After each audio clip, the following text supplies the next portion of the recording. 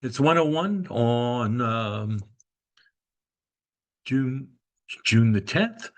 So we want to welcome everyone. This is a support call for hospice and home care throughout Louisiana and home health throughout Louisiana and Mississippi. We welcome you.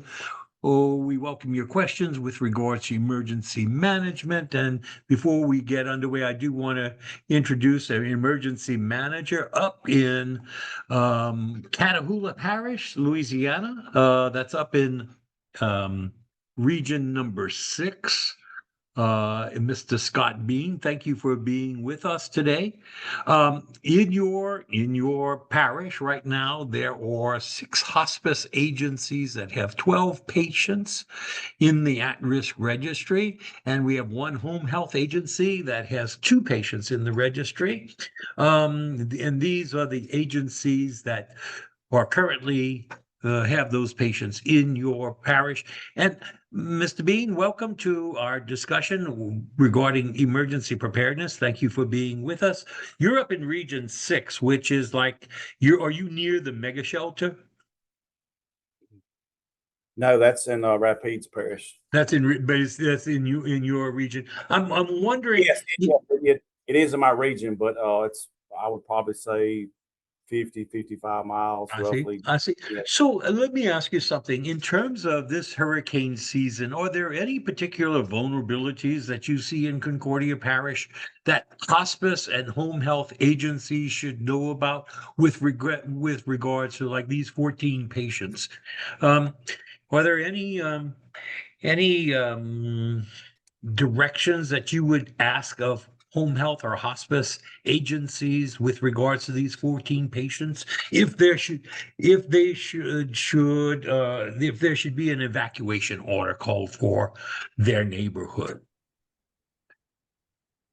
I don't know of or see any new strategies or planning, that hasn't been implemented in the past, due to hurricanes. Mhm. Um, I would just stay with what works, uh, and what's been working.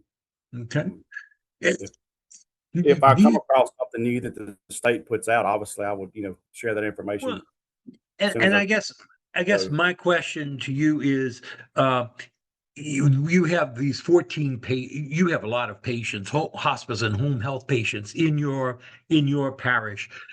These 14 patients have been identified by these hospices and home healths as needing they would need extra special attention if there was an evacuation order called for their neighborhood. And I guess I'm just wondering, if is there anything that would be helpful to you from the hospice and the home health agencies that you're not getting with regards to those reports that go out on Friday? No, the reports have all the information that I need at this time. Um, Good. I'm Great. good with Well, what I'm getting, and I'm I and I, glad. and I appreciate it. I'm glad that they're helpful, and if at any point there's an issue, please, you can call us, and we'll work with hospices and home health in your area to try and resolve those issues.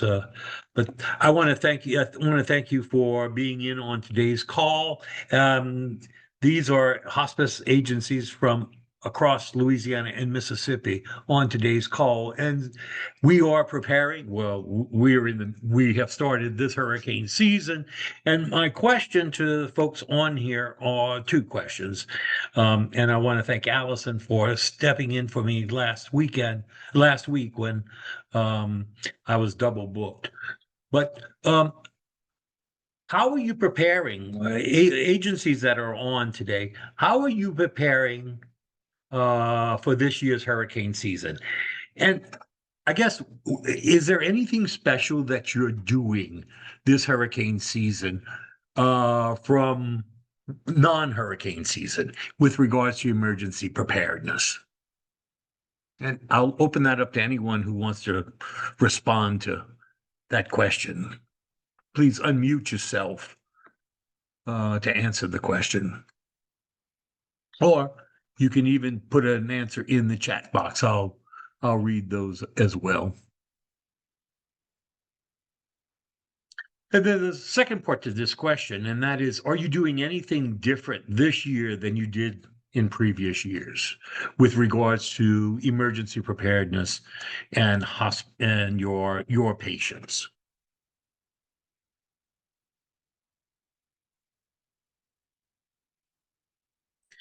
Anyone willing to go out on the limb and say something?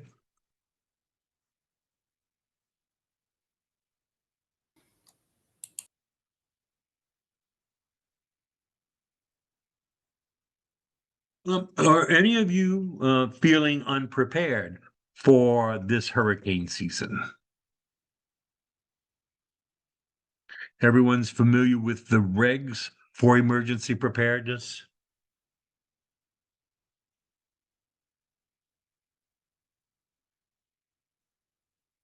Okay, for those of you who are joining us late, we have Mr. Scott Bean on today's call. He's the emergency manager for Concordia Parish up in Region 6, Louisiana's Region 6. And we were just talking that he has 14 patients that he is being advised of from these 7 different agencies that their patients would need assistance in the event of an actual mandatory evacuation order call for their neighborhood. And we thank you for being on today's call with us.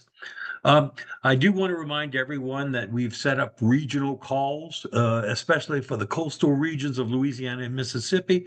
We have all the regions now accounted for except one, Region 5, which I'm still waiting on a date from the Region 5 emergency managers. That's Metro Lake Charles area, the far western corner of Louisiana. As soon as we get those dates confirmed, we will be um, putting them up. I do want to remind everyone, if you want to continue these calls and you're well, obviously if you're on today's call, then you've gotten the link. But if you want the weekly call to go to anyone else in your office, they need to click on either the weekly call or they can choose just a specific regional call, and we'll send them the link for that day only. If you are doing the weekly calls, you're getting all of those dates already. So you don't have to reschedule, you don't have to register for any of the regional calls. You will automatically have that calendar invite. And I also want to remind you, if you are a Louisiana, an LMH PCO or a HICLA member or a MAC member, which is the Mississippi Association for Home Care, you just have to reply back to this message and let me know, and I will set you up in a group that you can log into our website and you can be part of the group for these different regions. And when information on those regions comes out, we post it there so that you will have access to that anytime, day or night. So that's a pretty new feature that we're offering to members, and I want to encourage you, if you haven't already done so, to let me know what regions fall into your service area, because your service area may be larger than just one region or one district in Mississippi. So please let me know whatever regions or districts are enclosed in your service area, and I'll be more than happy to turn on those groups for you in your profile. I want to thank Allison again for stepping in for me last week, because I got double booked with another appointment. But she prepared this informational slide, and these links are all hyperlinked to those particular resources for you. After today's session, I will convert all of these slides into a PDF and I'll post them in today's calendar invite. So you just have to go back into this calendar invite within 30 minutes after this call, and you will have this PDF along with all of the hyperlinks that are contained in these slides. So you can go through and click on whatever information you would like to have. Uh, we also, back in May, we did a YouTube recording of how to use the at-risk registry. Everything from the A to Z in terms of the at-risk registry, everything from your account, your profile, to entering patients, to updating the patients, to deleting the patients, to everything that every aspect of the registry is explained in that YouTube video. There's also a tutorial, a two-page tutorial typewritten that you can just read through it if you want to do that.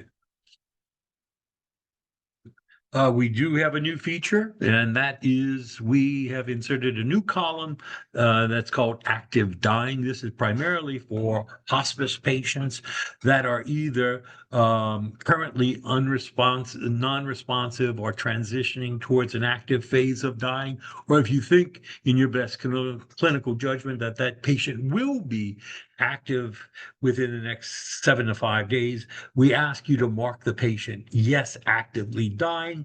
It just gives emergency managers a little bit more information about those particularly fragile patients in the registry.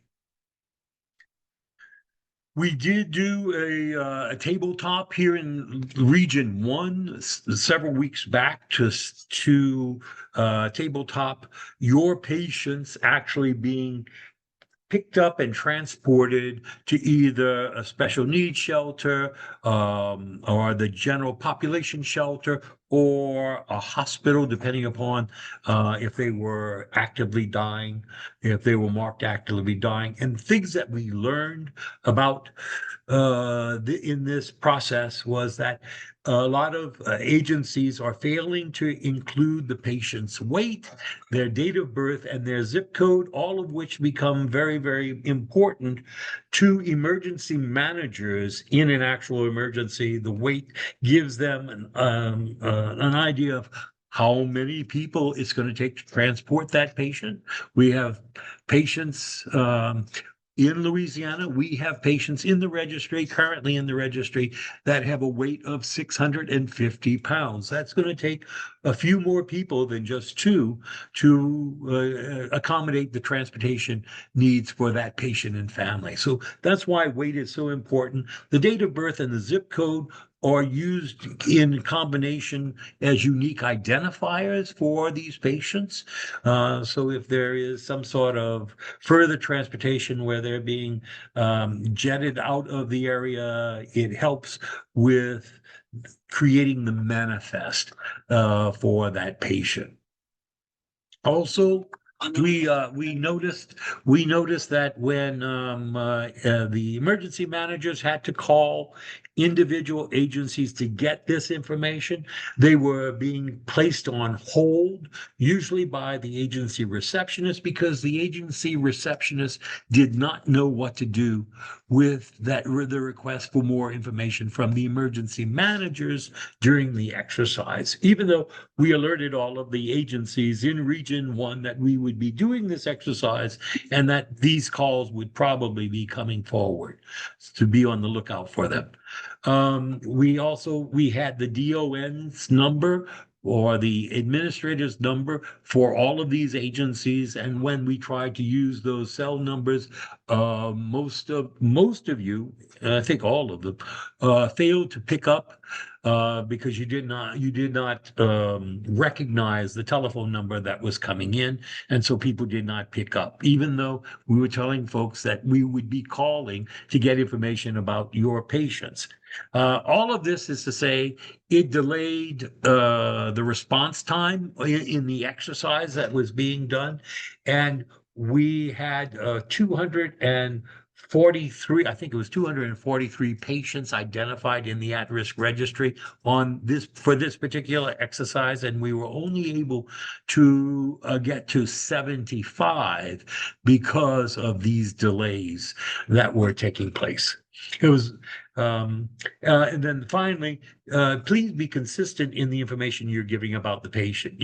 A patient cannot be both bedbound and ambulatory at the same time, and there are those inconsistencies with some patients. As of this morning, There are currently over 2,200 patients in the at-risk registry, and 1,200 of those patients, as of this morning, have not yet been updated. Over 1,000 patients are currently missing the wait, and 527 of the updated patients are missing weight. So it's 1,000 out of the 2,200 that are missing weight. But in terms of those patients who have been updated, 527 of them are still missing the weight. In terms of the patient unique identifier, the birthday and zip code, 208 patients are missing zip codes and 93 are missing date of birth. And the date of birth, remember, it's the year followed by the month followed by the day. Any questions on anything I've covered so far? Please feel free to ask, unmute yourself and ask the question, or put it in the chat box, and we'll pick it up there. We do send out these reminders every Thursday morning at 7 a.m. to all of the hospice and home health users of the at-risk registry, reminding you that we ask you before the close of business on Thursday to update your patients in order for the reports that go out to emergency managers such as Mr. Bean, who's with us today, that report is going to be accurate. If you do not update the patient's information stays in the registry, but it's not included on the emergency manager's reports. We do that intentionally to force agencies to do an update and make sure that that patient is still alive, that patient is still on service, and that patient would still need assistance if there was an evacuation order called for their neighborhood. We send out those reports every Friday to emergency managers across Louisiana and Mississippi at 7 a.m. If the patient is not updated by 7 a.m. on Friday morning, the patient's name is not included in the report. So, having said that, as of this morning, there are over 1,400 hospice patients in the registry. 716 have been updated, but there's another 773 patients from these 36 hospice agencies in Louisiana that have not yet done an update on their patients. Please do that before the close of business on Thursday. If you see your name up here or the name of one of your sister agencies or branches, please let them know that they have made the Louisiana Hospice Wall of Shame this week, and that they need to call me so that we can correct that. We can correct it very, very easily, but they do have to know, first of all, that they've made the wall of shame, and they have to want to correct it. In terms of the Mississippi hospice patients, there are 196 patients and 120 were updated. Thank you. But there's still these 6 agencies that have not updated some 76 patients. So they are on the Mississippi hospice wall of shame. Again, if your name's on here, please. And if your name's on here and you did the update, but you don't know why your name is up here, please call me so we can investigate and find out. And then finally, the Louisiana Home Health Wall of Shame has 35 agencies that have not updated 165 patients. They didn't do it last Friday, and they still haven't been updated as of this morning. We ask you to please update these patients so that your patients are not being thrown into the awareness of your emergency managers at the very last minute. Emergency managers are constantly preparing for emergency situations, and unless they know about your patients ahead of the situation, that your patient goes to the back of the line because they already have their plans in place for how they're going to handle each emergency. I do want to remind everybody that Mississippi State Department of Health has started a new podcast, and they are they just did one on summer safety discussion on different aspects of summer safety, please, you can click on it, click on this link and it'll take you to the podcast and you can take your pick about ticks and mosquitoes, water and pool safety, beat the heat, and his hidden hazards during the summer. I did suggest to them that they do a podcast on home health and hospice patients during this hurricane season, and they said that they were interested and they would schedule something. So when we hear something more about that, I'll I'll give you a heads up. Are there any questions? Anyone have any issues that you're facing this particular week with regards to emergency preparedness? Or any questions that have come up for you since since last week?